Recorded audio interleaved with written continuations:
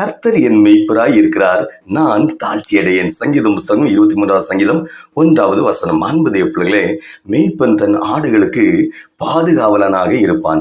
வேறு எந்த மிருகமும் தன் ஆடுகளை தொடாதபடிக்கு கவனமாக இருப்பான். தன் ஆடுகளை வஞ்சனை இல்லாமல் போஷிப்பான். குறைவு இல்லாமல் கவனமாக நடத்தி செல்லுவான். ஆடுகளும் தன் மெய்ப்பனின் சத்தத்திற்கு கவனமாக இருக்கும். அது ஆடுகளின் அந்த நடை தவறாமல் இருக்கும். மெய்ப்பர் சொன்ன மாதிரியே நேரா போகும். ஹல்லேலூயா.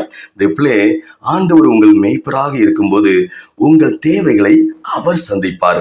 குறைவுகள் வராதபடிக்கு உங்கள் காரியத்தில் கவனமாக இருப்பார். உங்களை தெளிவான பாதையில் நடத்துவார். நீங்கள் ஆண்டவரின் சத்தத்தை கேட்டு நடக்கும்போது உங்கள் குரலுக்கு செவி கொடுப்பார்.